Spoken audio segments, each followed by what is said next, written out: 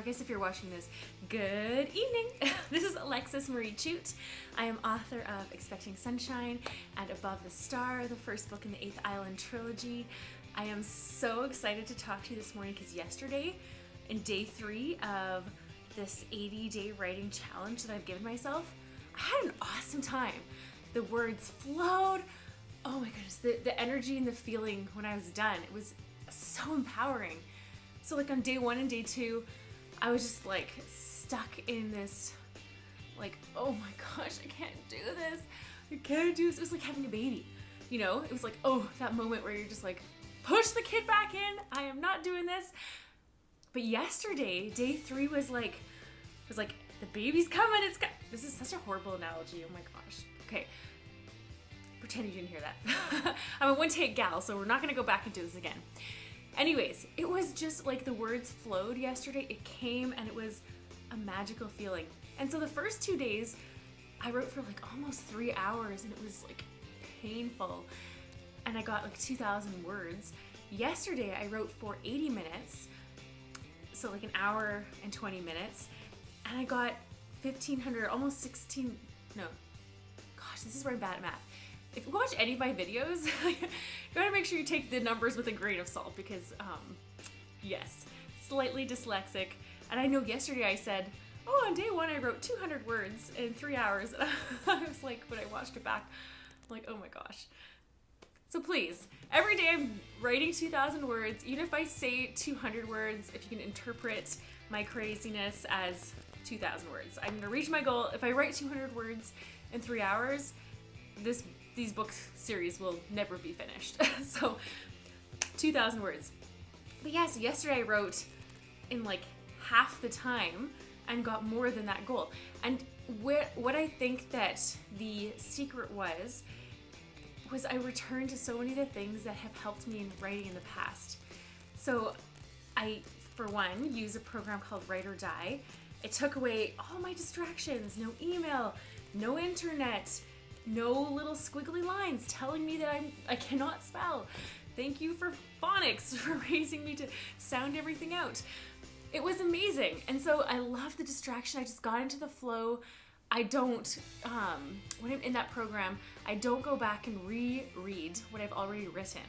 I've read an amazing book called Writing on Both Sides of the Brain by Henrietta something. If you want to know the name of the book, comment below in the comment section of the video and I'll find the name of the book. But it's called Writing on Both Sides of the Brain. And she talks so distinctly about basically like not multitasking. So when we're in the writing creative stage, you just stay there and you don't edit. It's like she was talking about the 2 different sides of the brain. I know that there's different brain psychology that says, you know, they both sides interconnect, but basically it just is about being focused on the present and what we're doing in that moment. So for me, this 80 days of writing is not about editing. Turn off my inner critic, turn off spell check, remove those kind of different level of cognizant thinking. I want to be in the childlike, creative, free-flowing, magical place. So that is what Write or Die helps me achieve. Yesterday, I did have some times where I was like, oh, I could pause and thought, or I wanted to relight my incense. I don't know if you can see this going here, but like that's a really important part of my creative writing practice is having this like amazing smell that just envelops you. And I think this one's called like Ocean Breeze or something, which is fitting because I'm writing about islands, both in the real world and in the magical world of Jar. So anyway, so Write or Die helps me, but when I was doing these sort of things, the screen slowly faded to red. That's what I love about Write or Die. It's super intense. It doesn't let you slow down. And so for me, that really gets the ideas flowing. Also yesterday, I took out the earplugs. I'm trying to like insulate against my children. And if you watched yesterday's video, actually maybe all the previous days, you will see my little people running around. In particular, my 2-year-old Luca, who, you know, he's like a mommy loves little snuggly, you know, insulator of against the cold winter here in Edmonton, and I love him. It is a little challenging to write with him in my arms, but at the same time, I feel like this is my life. And for you, whatever you're doing in your life, You just have to accept the realities that you're in and try to find joy no matter what challenges you face.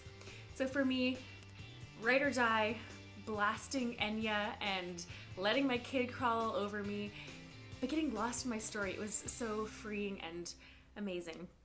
One thing that, a challenge I feel moving forward is just guarding and protecting my time. I do a lot of different work. So for those of you who don't know, I'm a visual artist. I'm a photographer.